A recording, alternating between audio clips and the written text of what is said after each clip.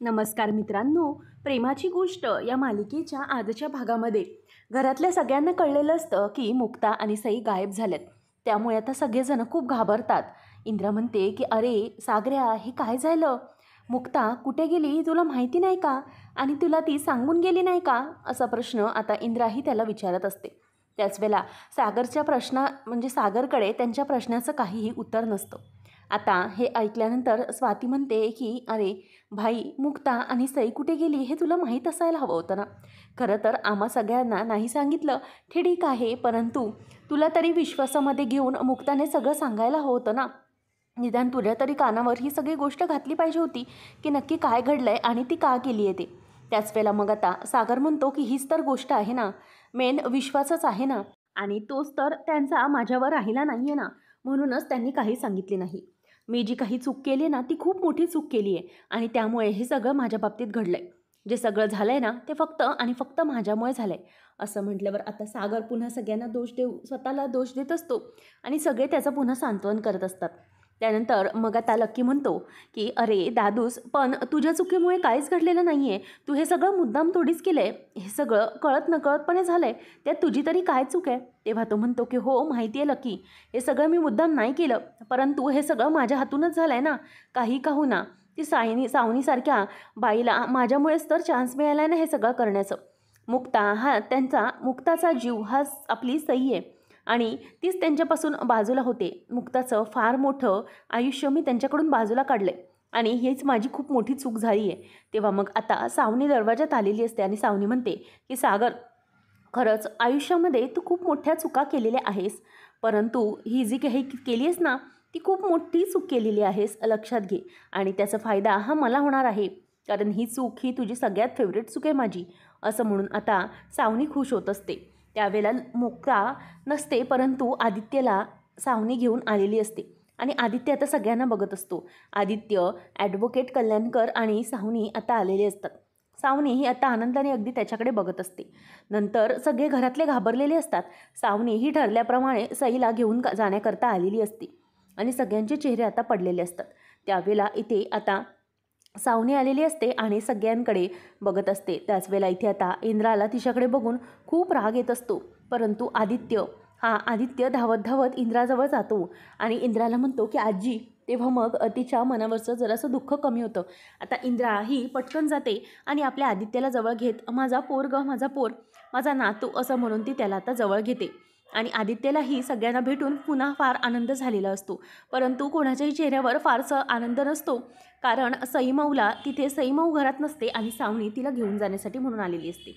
आता इंद्रा ही आदित्यची पाह वगैरे घेते आणि त्याला जवळ घेऊन चल माझ्या बाला, चल आतमध्ये चल असं म्हणून त्याला ती तिकडून घेऊन जाते, कारण त्याच्या कानावर तिला काहीही पडू द्यायचं नसतं.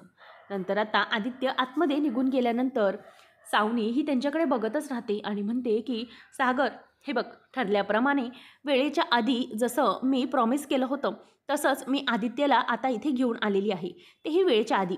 मग तूही दिलेलं मला प्रॉमिस पाळायचं आहे. सई कुठे आहे? सईला घेऊन ये असं सावनी सरळ त्याला बोलते. त्याच वेळेला सगळ्यांना खूप मोठा धक्का बसतो, कारण सई तिथे नसते आणि स्वाती आणि सागरला काय बोलावं हे काहीही सुचत नाही. सावनी म्हणते की मी काय बोलते सागर, तुला कळत नाही आहे का की तुला ऐकायला येत नाही आहे? अरे सई कुठे आहे? सईला बोलाव, सईला मला घेऊन जायचं आहे. तुला कळतं आहे ना, काल काय ठरलं होतं आपलं की तू मला सई देणार आहेस, तर मग सईला बोलाव, तुझ्या कानात ऐकू येत नाही आहे का तुला? असं ती त्याला जोरातच ओरडते. त्याच वेळेला आता सागर काहीच बोलत उभा नसतो, डिम्मासारखं असतो. त्यामुळे सावनी खूप चिडते आणि ती आता सागरकडे येऊन म्हणते की सागर, काय झालंय, कुठे आहे सई? तेव्हा मग तो म्हणतो की सई नाही आहे घरामध्ये. तेव्हा मग ती म्हणते की व्हॉट डू यू मीन, सई नाही आहे घरामध्ये, सई गेली कुठे? असं त्याला ती विचारायला लागते. तेव्हा मग आता सावनी म्हणते की सागर, आधी ही तुझी नाटकं बंद कर आणि खरं खरं सांग की सई कुठे, लवकर सांग, नाहीतर बघ मी काय करेन. त्यावेळेला मग तो म्हणतो की सई नाही आहे घरामध्ये, सकाळी मुक्ता देखील तिला घेऊन गेलेले आहेत आणि आम्हाला देखील या सगळ्याचा खूप मोठा धक्का बसलेला आहे. मुक्ता आणि सई या दोघी घरामध्ये नाही आहेत. हे ऐकून सावनी म्हणते की काय, मुक्ता सईला घेऊन गेली आणि तुम्ही काय झोपा काढत होतात का? कुठे होतात तुम्ही लोक सगळे? आणि हे बघ, मला यातलं काही माहिती नाही आहे. माझ्या सईला आत्ताच्या आता इथे आण. मला माहिती आहे की तुम्ही ना हे सगळं नाटक करताय. तुम्हाला हे सगळं अगोदरपासूनच माहिती असणार आहे की सई कुठे आहे. आणि तुम्हीच तिला पळून जायला फूस लावली असेल, बरोबर ना? सई कुठे आहे? तेव्हा मग आता सागरची कॉलर ती धरते आणि म्हणते की सांग मला, सागर खरं खरं सांग, माझी मुलगी कुठे आहे? ती मुक्ता माझ्या मुलीला कुठे पळून घेऊन गेलेली आहे? तुम्हाला मी सांगते ना, मला लवकरात लवकर सईबद्दल सांगा, नाहीतर ना मी काय करेन हे मलाही माहीत नाही. असं म्हणून ती आता त्याची कॉलर धरते आणि त्याच्याकडे खुन्नसने बघत असते. आणि सागरलाही तिच्या या वागण्याचा खूप राग आलेला असतो. सागरही तिच्याकडे अगदी चिडून बघत असतो. सागर हा तिचा हात बाजूला करत म्हणतो की मला माहिती नाही आहे सई कुठे आहे, कारण मुक्ता ही सईला घेऊन गेलेली आहे आणि ती कुठे गेली आहे, कधी गेली आहे हे आम्हाला काहीही माहिती नाही आहे, कारण आम्ही सगळेजण झोपलो होतो. इनफॅक्ट आम्हाला आता सगळ्यांना कळतं आहे तुझ्या अगोदर की सई आणि मुक्ता घरात नाहीत. तेव्हा मग सावनी म्हणते की असं कसं करू शकते ती? माझ्या सईला ती कशी काय घेऊन जाऊ शकते? माझा नाही या सगळ्यावर विश्वासच नाही आहे. कुठे आहे मुक्ता? मुक्ता, सई असं म्हणून ती आता ओरडत ओरडत सईच्या बेडरूममध्ये जाते आणि बघते तर तिथे सई नसते. आणि नंतर ती सागरच्या बेडरूममध्ये जाऊनही चेक करते, तिकडेही सई नसते. तेव्हा मग आता सावनी ही भयंकर चिडलेली असते आणि मुक्ता, तुझ्यामुळे हे सगळं झालं आहे अशी ती तिला दोष देत असते. आणि सागरजवळ येऊन आता सावनी म्हणते की सागर, मी ना या मुक्ताला आणि तुला सोडणार नाही. हे सगळं ना मला माहिती आहे, मुद्दाम करताय तुम्ही सईला माझ्याकडे कस्टडी द्यायची नाही म्हणून ना तिला कुठेतरी लपवून ठेवली आहे.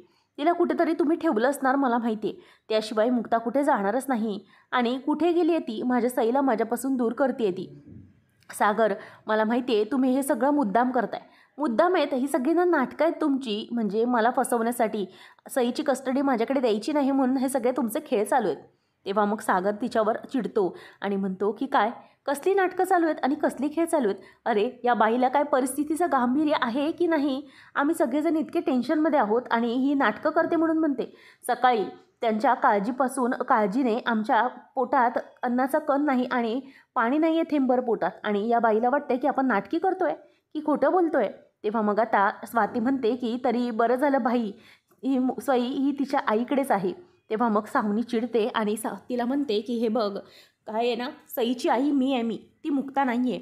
आणि एक गोष्ट तुम्ही लोक चांगलीच लक्षात ठेवा, तुम्ही सईला मुद्दाम गायब केले आहेत ना, म्हणजे माझ्या हाताला लागू नये म्हणून मुद्दाम तुम्ही सई आणि मुक्ताला घेऊन गेलेत ना. आणि त्या मुक्ताने माझ्या सईला जणू किडनॅपच केलं आहे. तिने कोणालाही काहीही सांगितलं नाही ना. परंतु आता मी हे सगळं सोडणार नाही, मी ऐकूनच घेणार नाही. त्या मुक्ताने मुद्दामच माझ्या मुलीला माझ्यापासून लांब नेलं आहे, किडनॅप केलं आहे माझ्या मुलीला. आता ना मी तिला सुखाने जगूच देणार नाही. हे सगळं जे काही चाललं आहे ना, ते माझ्या मुलीला मी परत घेऊन जाण्यासाठी करत होते. परंतु मुक्ताने हे सगळं मुद्दाम घडवून आणलं आहे. त्याच वेळेला ती सईला घेऊन गेली ना. आता बघा मी काय करते ते. आता नाही, मुक्ता घेऊन गेली ना सईला, ठीक आहे, परंतु तुमच्या घरातल्यांचंही जीणं मी कसं हराम करून सोडते ना तेच बघा. तुम्हाला कोणालाही मी सोडणार नाही. तुम्हाला सगळ्यांना मी जेलमध्ये टाकेन. लक्षात ठेवा, हे जे काही तुम्ही करता ना, त्या मुक्ताने कोर्टाची स्टे ऑर्डर होती ती नाकारली ना. कोर्टाच्या ऑर्डरला आणि पोलिसांच्या गोष्टीला तिने लाथ मारली आणि ती निघून गेली. आता बघा मी काय करते. सावनी निघून जाते आणि थेट ती पोलीस स्टेशनमध्ये जाते आणि गेल्यानंतर तिथे हात जोडून जोरात रडायला लागते आणि म्हणते की इन्स्पेक्टर साहेब, प्लीज माझी मदत करा. माझ्या मुलीला, माझ्या लहान मुलीला ती मुक्ता कोळी पळवून घेऊन गेलेली आहे. किडनॅप केलं आहे तिने तिला. अहो, माझ्या मुलीला आज मी माझ्या घरी घेऊन जाणार होते, म्हणजेच माझ्याकडे ठेवणार होते, कारण माझी मुलगी किती वर्ष माझ्यापासून लांब होती. या लोकांनी तिला माझ्यापासून लांब ठेवलं आणि आता माझ्याकडे मुलीला घेऊन जाण्याची वेळ आली तर ही मुक्ता माझ्या मुलीला घेऊन कुठेतरी पळून गेली आणि माझ्या मुलीला हिने कुठेतरी गायब केलेलं आहे. मला खरंच असं वाटतंय, मला माझी मुलगी हवी होती ना, तिच्याबरोबर मी आनंदाचे क्षण एन्जॉय करणार होती, आम्ही दोघे मज्जा करणार होतो, परंतु हे तिला बघवलं नाही आणि सगळं हिने केलं. प्लीज इन्स्पेक्टर साहेब, मी विनंती करते, माझ्या मुलीला मला शोधून द्या. तेव्हा मग ती पाणी पिते. इन्स्पेक्टर साहेब म्हणतात की मॅडम तुम्ही पाणी पिऊन घ्या, शांत व्हा. तर इथे मुक्ता, तिला शोधा तुम्ही, प्लीज तिला शोधा आणि शिक्षा करा. हवं तर मी तुमच्या पाया पडते, पण प्लीज माझ्या मुलीला शोधा, कारण माझ्या मुलीला बघितल्याशिवाय, माझी पोर माझ्या डोळ्यासमोर आल्याशिवाय मला काही होणार नाही. आणि जर तुम्ही नाही ना शोधलं तर मात्र मी इथेच पोलीस स्टेशनच्या बाहेर डोकं आपटून जीव देईन, असं म्हणून ती आता बोलायला लागते. तेव्हा इन्स्पेक्टर सर म्हणतात की हे बघा मॅडम, तुम्ही काळजी करू नका, आम्ही तुमची केस प्रायोरिटीवर घेतलेली आहे, कारण कमिशनर साहेबांचेही तसे आदेश आहेत, म्हणून काळजी करू नका, तुम्ही या, असं म्हणून पोलीस त्याला जायला सांगतात. तेव्हा मग आता सावनी ही बाजूला येते आणि हर्षला कॉल लावून सांगते की Harsh, thank you very much darling, actually तुझ्या लावलेल्या कमिशनरच्या रेफरन्समुळे माझी केस ही पटकन घेत आहेत आणि लवकरात लवकर ते मुक्ताला शोधून काढतील. तेव्हा मग हर्ष म्हणतो की हो, यू डोंट वरी, लवकरात लवकर आपलं काम होईल आणि लवकरच ती मुक्ता आणि तिची ती मुलगी शोधली जाईल. आता सावनी ही फोन ठेवते आणि थँक्यू बोलते. त्याच वेळेला आता ती मुद्दाम पोलीस आल्यामुळे रडण्याचं नाटक देखील करून दाखवत असते आणि सावनी ते गेल्यानंतर पुन्हा गालातल्या गालात हसायला लागते.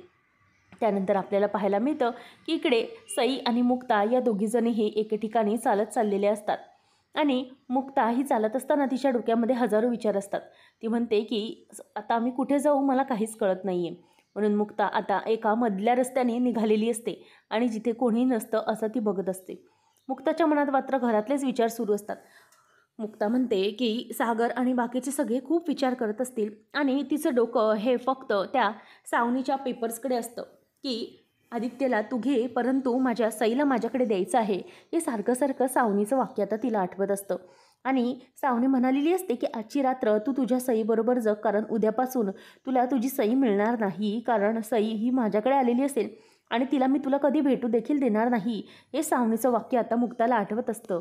आणि नंतर मग सई मग म्हणत असते की मुक्ताई, अगं काय झालं, तू अशी शांत का उभी आहेस? तेव्हा मग मुक्ता काहीच बोलत नसते. आता सई मग म्हणते की मुक्ताई, अगं आपली फ्लाईट होती ना, मग काय झालं आणि आपण इथे कुठे चाललेलो आहे मला कळत नाही आहे. आणि हो मुक्ताई, तू मला सांगितलं होतीस की आपण एका रिसॉर्टवर जाऊया, मग तिथे पप्पा नाही येणार आहे का आपल्यासोबत? तेव्हा मग आता मुक्ता म्हणते की ॲक्च्युली ना बाबू, पप्पा येणार आहे, परंतु नंतर काय ना, पप्पांना खूप काम आहे ना, अर्जंट मीटिंग आहेत, त्यामुळे पप्पा आपल्याला नंतर जॉईन होणार आहेत असं मी त्यांना सांगितलं आहे. तेव्हा मग आता सई मग म्हणते की ठीक आहे मुक्ताई, चल मग आपण जाऊया ना, असं म्हणून आता ती तिच्याबरोबर चाललेली असते.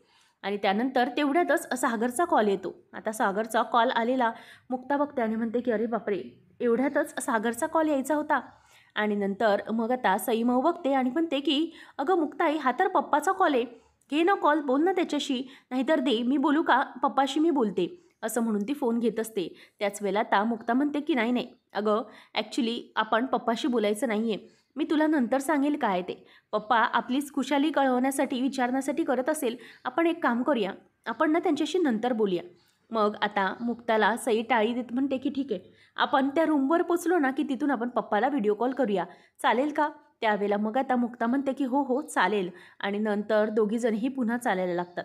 आता मुक्ता ठरवते की काही केलं तरीही फोन बंद केल्यापासून पर्याय नाही आणि म्हणूनच आता मुक्ता ही तिचा फोन बंद करते. त्याच वेळेला सई म्हणते की मुक्ताई, चल आपण तिकडे बसायचं का? तेव्हा मात्र इथे मुक्ताला खूप वाईट वाटत असतं, कारण सई मावशी तिने खोटं बोललेली असते. काही झालं तरीही सागरपासून तिला लांब जायचं असतं आणि हे सगळं खोटं असतं, म्हणून तिला खूप वाईट वाटत असतं. आता सई मग म्हणत असते की चल आपण जाऊया ना मुक्ताई, आपल्याला उशीर होईल परत, आणि ती तिला घेऊन चाललेली असते. आणि मग मुक्ताला खूप वाईट वाटतं. ती तिच्या सईला तिच्या जवळ घेते आणि म्हणते की I am very sorry Sai मऊ, खरं तर मला तुझ्याशी खोटं बोलावं लागतं आहे, याचं मला खूप वाईट वाटतं आहे, परंतु काय करणार, माझ्या मुलीला माझ्यापासून दूर नेण्याची भावना आहे ही, ती कधीही कमी होऊ, म्हणजेच ती कधीही मला यशस्वी होऊ देण्याची नाही आहे. आणि माझी मुलगी ही माझ्यासाठी खूप काही आहे. माझा वेडेपणा म्हणा सागर, किंवा आणखी काही म्हणा, आईची प्रेम म्हणा, परंतु मी माझ्या मुलीला माझ्यापासून दूर करणार नाही, काही झालं तरीही, असं म्हणून आता मुक्ता ही तिची बॅग पुन्हा हातामध्ये घेते आणि पुन्हा दोघीजणी त्या गार्डनच्या दिशेने चालू लागतात. आणि मुक्ता म्हणते की चल सईमाऊ, आपण त्या दिशेने जाऊया. म्हणून आता दोघीजणीही बॅग घेऊन असतात आणि त्या दिशेने येत असतात. तर इथे मुक्ता आणि सई एका ठिकाणी झाडाजवळ उभे असताना मुक्ताला पोलिसांच्या सायरनचा आवाज येतो आणि पोलीस जे गाडीतले असतात ते बाहेर येऊन म्हणजेच फोटो दाखवून हिला पाहिलत का असं विचारत असतात. त्यावेळेला एक हवालदार बाहेर येतो आणि तिथेच आजूबाजूच्या चालणाऱ्या माणसांना मुक्ता आणि सईविषयी विचारत असतो.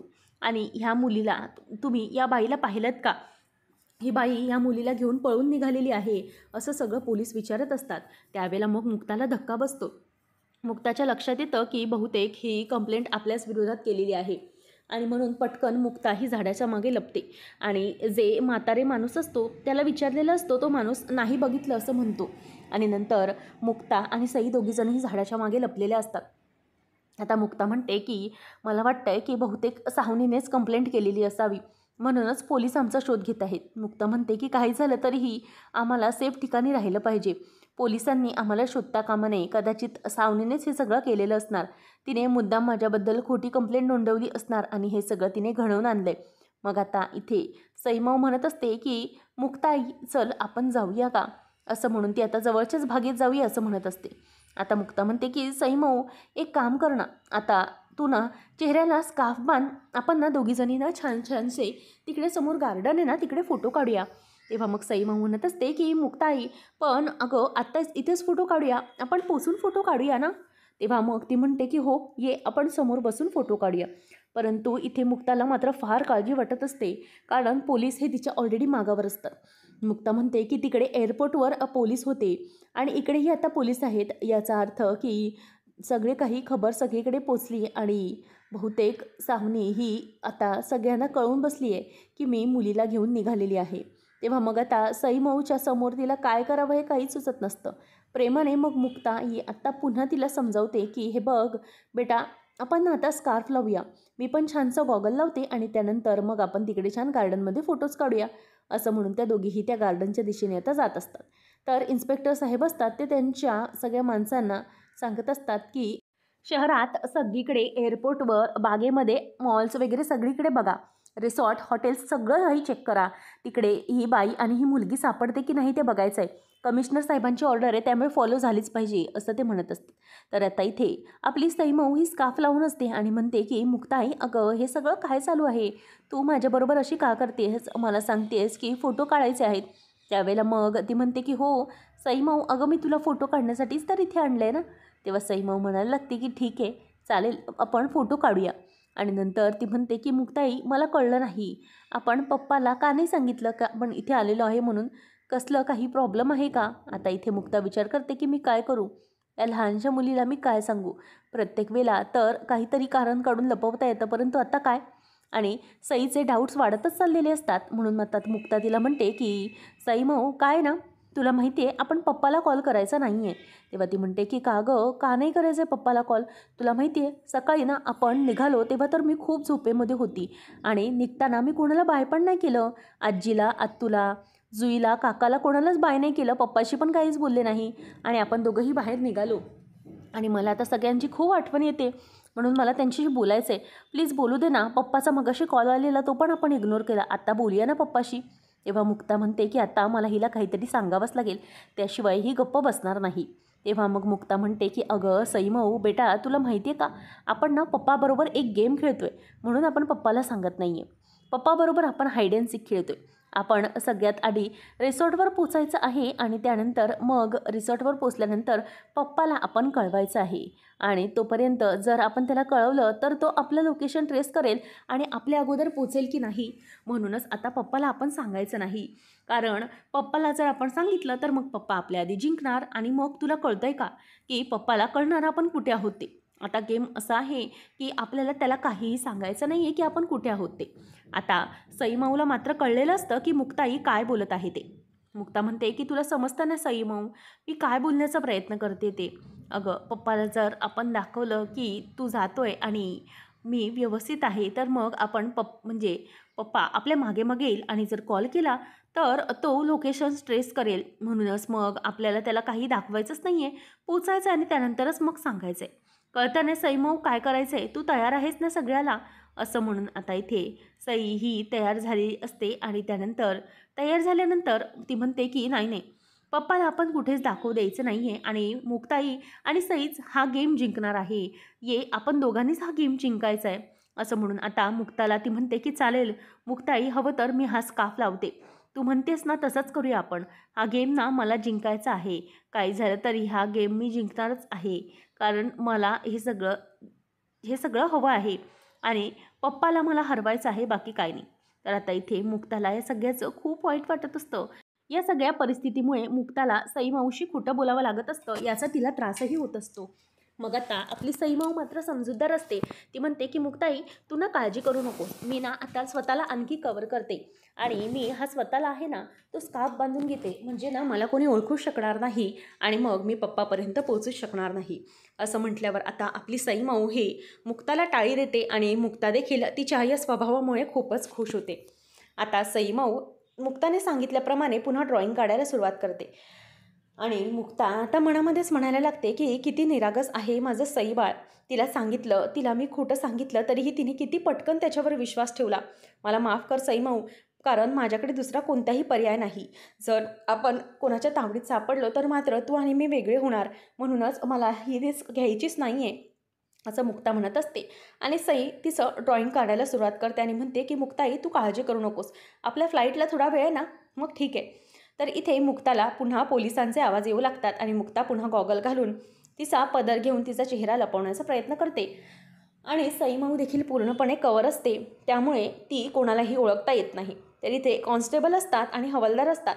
ते सगळीकडे सईचा आणि मुक्ताचा फोटो दाखवत असतात आणि गार्डनमध्ये फिरत असतात. मुक्ता ज्या गार्डनमध्ये असते तिकडे देखील ते लोक फिरत असतात. आणि ह्या मुलीला पाहिलंत का, ही जी बाई आहे त्या मुलीला घेऊन पळून गेलेली आहे, हिला तुम्ही पाहिलंत का, असं सगळीकडे चौकशी सुरू असते, परंतु कोणीही तिला पाहिलेलं नसतं. नंतर आता 2 लेडी कॉन्स्टेबल येतात आणि त्या देखील पूर्ण गार्डनमध्ये फिरत असतात की आणि ए लैला मजनू या दोघांनाही पाहिलंत का रे, असं त्या एका कपलला विचारत असतात. तरीही ते दोघं म्हणतात की नाही मॅडम, यांना आम्ही कुठेच पाहिलेलं नाही. आणि सगळीकडे त्यांची नुसती शोधातच सुरू असते. आता मुक्ता मात्र खूप घाबरलेली असते. काय करावं हे तिला काहीही सुचत नाही. म्हणून आता पटकन बाकड्यावर बसलेल्या सईला ती खाली घेते आणि दोघेही बाकड्याच्या खाली लपतात. आणि सईमाऊ म्हणते की मुक्ताई, अगं तुम्हाला असं खाली का लपवलंयस, आपण असे खाली का लपलोय. तेव्हा मग हवालदार हे सगळं विचारत असताना मुक्ता तिला म्हणते की अगं सईमाऊ, काय आहे ना की आपल्याला कोणी शोधेल ना, आपण लपतोय की नाही, आपण हायडेक्सी गेम खेळतोय ना, मग त्याच्यासाठी आपण दोघेही इथे लपलोय. आपल्याला कोणी शोधायला आलं तर पकडायला नको ना, म्हणूनच आपण हा गेम खेळतोय, असं म्हणून आता इथे मुक्ता आणि सई दोघीजणीही बाकड्याच्या खाली लपलेल्या असतात. आणि मुक्ता खूप घाबरलेली असते, कारण जी कॉन्स्टेबल असते ती कॉन्स्टेबल ही सारखी सारखी त्या बाकड्याजवळ बघत असते आणि मुक्ता घाबरते. तेव्हा मग सईमाऊ म्हणते की ठीक आहे मुक्ताई, तू व्यवस्थित लप, तू दिसशील तर मग प्रॉब्लेम होईल की नाही, मग आपण पकडल्या जाऊ. तर इथे आता त्या दोघीही व्यवस्थित लपलेल्या असतात. मुक्ताने स्वतःच्या बॅग असतात त्या अगदी जवळ करून ठेवलेली असतात. मुक्ताचा आणि सईचा फोटो हा सगळीकडे व्हायरल होत असतो आणि ती कॉन्स्टेबल असते ती सांगत असते की ही बाई घेऊन पळून गेलेली आहे, या मुलीला शोधायचं आहे तिला, असं सगळं मुक्ताच्याबद्दल खोटी अफवा ही सावनीने पसरवलेली असते. आणि मग त्या कॉन्स्टेबलच्या हातामधला जो काही फोटो असतो मुक्ताचा आणि सईचा, तो वाऱ्याने उडतो आणि वाऱ्याने उडून तिथे समोर पडतो. आणि म्हणूनच ती आता कॉन्स्टेबल तो फोटो घेण्यासाठी म्हणून त्या बाकड्याच्या जवळ येत असते. त्यावेळेला आता इथे मुक्ता ही सईला पटकन खाली करते आणि म्हणते की थांब सईमाऊ, ते बघ येत आहेत, आपण त्यांना सापडायचं नाही आहे, म्हणजेच आपल्याला त्यांनी शोधलं नाही पाहिजे, असं म्हणून आता मुक्ता तिला खाली बसवते आणि पुन्हा एकदा दोघी लपत असतात. आणि कॉन्स्टेबल विचारत असते, मात्र कोणालाही काहीही मुक्ता आणि सईबद्दल माहिती नसतं. आणि आता इथे मुक्ता ही सईला म्हणते की सईमाऊ खाली लप आणि तिला आणखी खाली करते, कारण कॉन्स्टेबल ही त्या दोघींच्या समोरच आलेली असते. कॉन्स्टेबल तो फोटो उचलते आणि पुन्हा एकदा तो फोटो ती घेऊन चाललेली असते आणि पुन्हा एकदा सईचा आणि मुक्ताचा फोटो ती रागानेच बघत असते. त्यानंतर आपल्याला पाहायला मिळतं की मुक्ता खूप घाबरलेली असते.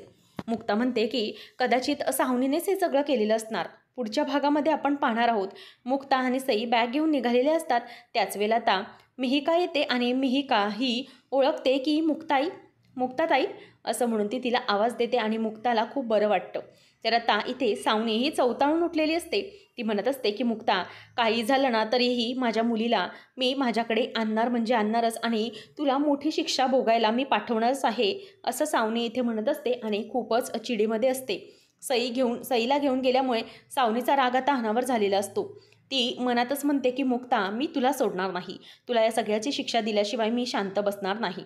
तर इथे मुक्ता आणि सई या मिहिकाकडे आलेल्या असतात आणि मिहिका ही सईच्या म्हणजेच मुक्ताच्या डोक्यावरून हात फिरवत म्हणते की मुक्ताताई, तुला आता बरं वाटतंय ना, तुला ठीक वाटतंय ना, असं ती तिला विचारते. तेवढ्यातच आता दरवाजाची बेल वाजते, म्हणून त्या तिघीजणीही घाबरतात.